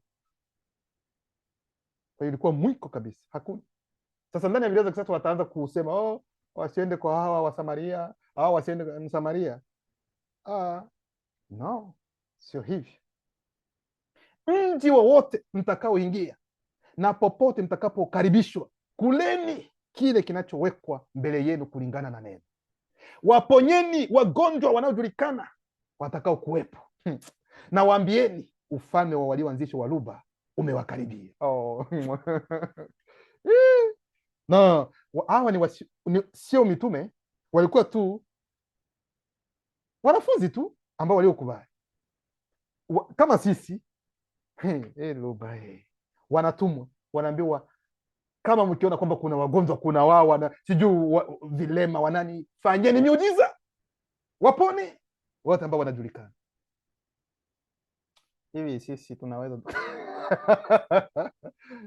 kwa hiyo kila jambo na wakati wake, lakini bado sisi ambao tu katika kweli, mara bado tunajiona sisi ni duni, tunaambiwa hili bado hatuja, tungali tunapambana kwanza na kamera, tutapambana kweli na demoni kweli? Kamera kwanza ingali ni nguvu, boom boom boom boom, kamera ambazo tutafikia sasa kupambana na demoni, tutakuwa tumeshachoka. Mambo madogo madogo tu. Wenzetu zamani wasioanzishwa, wao ndio walikuwa wanaenda kupigana vita vya kiroho, lakini sisi tungali tunapigana vya kimwili kwanza tutakapofika kwa vya kiroho sasa zaidi muda utakuwa umeenda. Aweza namna gani? Ni swali tu Lakini katika mji wowote mtakaoingia na msipokaribishwa, nendeni katika mitaa yake na mkaseme hivi, tunakungutia dhidi yenu hata mavumbi ya jiji lenu ambayo yameshikamana na miguu yetu. Hata hivyo jueni kwamba ufalme walioanzishwa wa Luba umekaribia. Hata kama umekataa kwamba mtapokea ukweli, lakini tunawaambia kwamba ufalme walioanzishwa wa Luba umekaribia. Yaani hichi ndio kitu ambacho tunasema, hata mkatae, tunawaambia kwamba huu ukweli ndio utadumu milele. Mkubali mkatae dini zote za uongo. Hiyo ndio taarifa ambayo iko hapa. Jueni ni hilo tu. Hata kama mnabisha, lakini tunawaambia kwamba huu ndio ukweli. Mulale mwamke, hakuna mtu ambaye atakuwa na uwezo ambaye ana uwezo wa kuzuia huu ukweli. Mtaanza namna gani? Subutu subutu. Mto unashuka, wewe unapenda kupanda, utabebwa, unapelekwa kabisa, tena kwa haraka sana.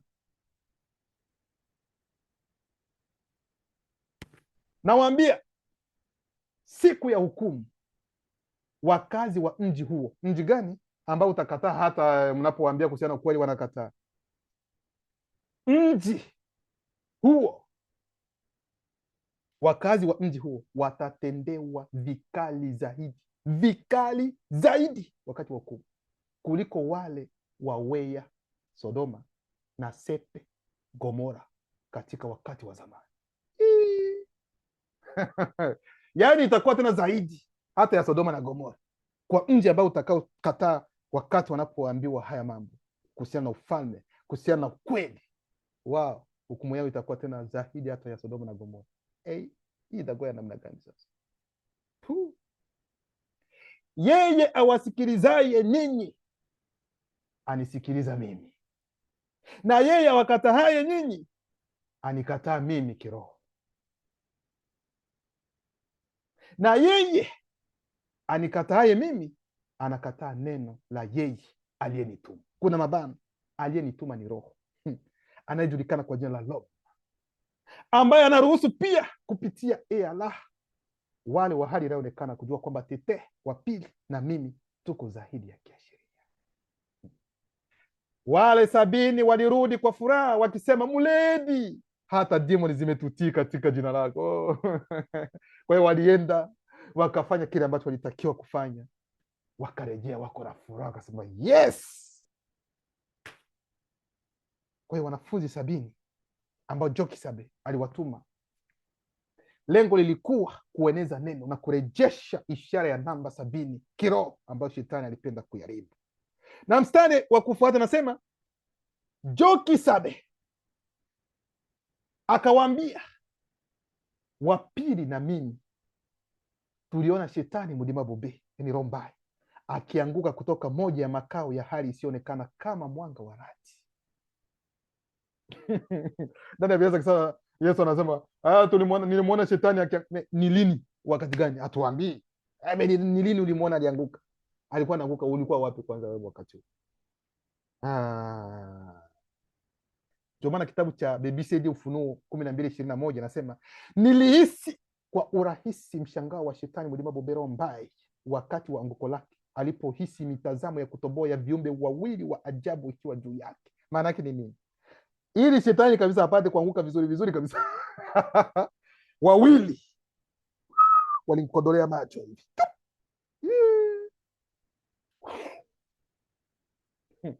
si alipenda kukaa kati ya wawili, kwa utaingia kati ya wawili, na hao wawili ambao tunasema ni ule udhihirisho wao wa kwanza katika agizo kuu la vitu. Sio wao kwa sababu hawana umbo wao.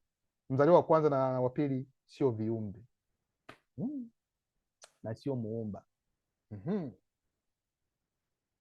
Ndio maana demonolojia sura yake ya kwanza mstari wa 905 nasema, wakati wa anguko lao, akina nani? Wale ambao walioanguka, hofu ya kutisha na uoga ulimshika shetani mlimao Bobero Mbai, kwani alihisi, kuna mabano, bila kuona, tunafunga mabano, mitazamo ya kutoboa ya wawili waliodhihirika kabla ya uwepo sio kuwepo kutulia juu yake. Ndio hilo kitabu cha mwisho kabisa, Kudumani mula 32:16 hadi 21 nasema, Jokisa akawaambia, wa pili na mimi tulimwona shetani mlima Bobero Mbai akianguka kutoka katika moja ya makao ya hali isiyoonekana kama umeme wa radi. Tazameni, nimewapa mamlaka ya kukanyaga demoni, nyoka na nge. Ndani ya Biblia kisema nimewapatia mamlaka ya kukanyaga nyoka na nge. Ni nani ambao wamesha kanyaga nyoka? Tuambie, mtu waambie ukweli. Na nge wanani? Na hawa wanaojiita Wakristo wakati huu wataendelea kunakiri na kuongea hivyo. Yesu ametuambia nawapatia nguvu za kukanyaga nyoka na nge. Wakati alipokuwa anasema ulikuwepo, alikuwa anakuambia wewe? Alikuwa anaambia, kwa mujibu wa Biblia, alikuwa anaambia wale wanafunzi wake, ndio. Lakini katika ukweli hapa ni kuhusiana na demon nyoka, kwa sababu kuna demon nyoka, kuna demon nge katika umbo la nyoka, katika nyoka nge zipo, na juu ya nguvu zote za adui, wala hakuna nguvu au mapenzi ya adui yatakayoweza kuwazuru kwa kusababisha kuanguka, kwa kuwasababisha kuanguka, yani kuingia katika dhambi, wala kuwafanya mtende dhambi, kuachwa, wala hata kuwaongoza kutenda kinyume na mapenzi yenu, mradi tu mmejitiisha kikamilifu kwa neno hilo. Ndio shurti tu. Kama mmejitiisha, kama mnatulia katika neno, haya mambo mengine yote, jaribu zitakuja, zitapita tu, hazitawatikisa, mtabaki imara. Hiki ni kitu ambacho Jokisa anakiongea, ni ukweli. Jaribu hazitakosa, mitihani ipo tu na itakuwepo na itaendelea, lakini kwa mtu ambaye anatii neno, inapita tu na anaendelea kusonga. Hata hivyo, msifurahi kwa sababu demoni zinawatii, bali furahini kwamba mmeimarika kiroho katika agizo kuu la vitu. Wakati huo huo, mimi Jokisa nilitetemeka kwa furaha kupitia mudimu Sangi kisha nikasema, ninakusifu Tetee, muumba wa mbingu na dunia zinazoonekana zisizoonekana, kwa sababu kupitia neno umeficha mambo haya kwa wasioanzishwa, wazungu na damu mchanganyiko metisi, na kwamba kwa neno umewafunulia walioanzishwa.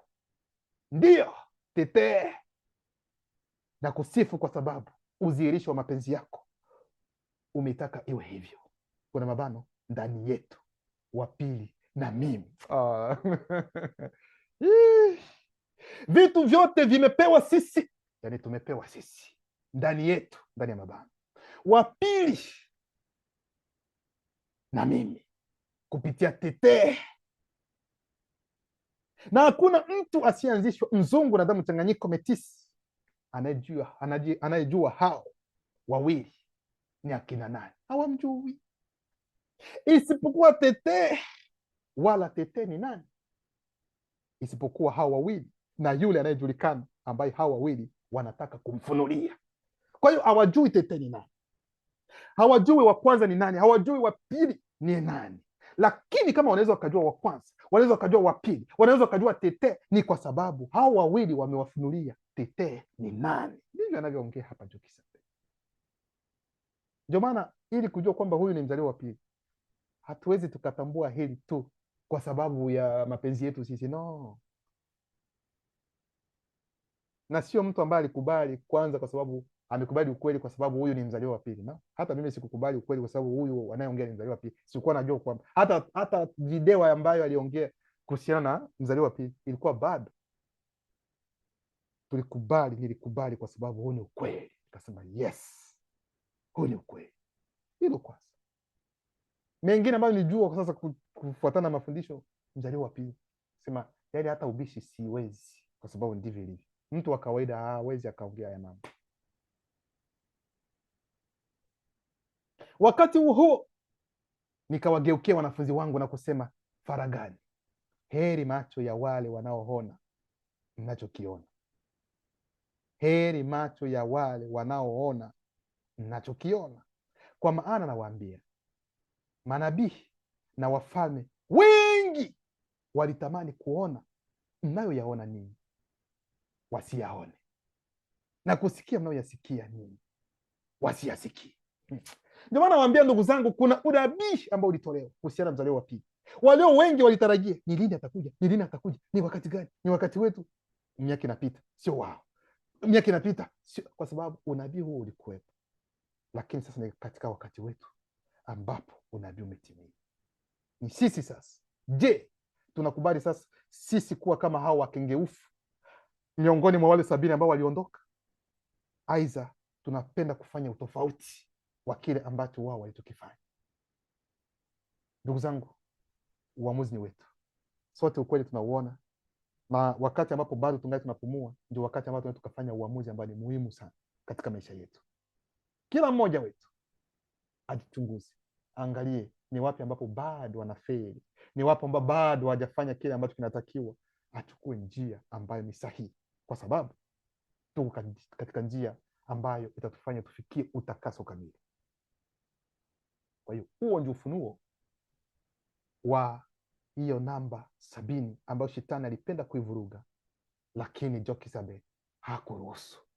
Na ndio maana ukweli umerejeshwa. Ukweli huu hakuna nguvu, hakuna mtu, hata shetani mlima bube hawezi kuzuia. Hakuna mtu ambaye ataubadilisha. Dini zitakuwepo, zitaendelea, mafundisho ya uongo yatakuwepo, lakini ukweli utaendelea kudumu na walio wengi watakubali ukweli. Ni mwanzo tu huu ambao upo, ila walio wengi watarejea nyumbani kwao, kwa sababu huu ndio ukweli ambao ni msingi wa kila kitu. Msio na wasiwasi. Watoto wa Loba.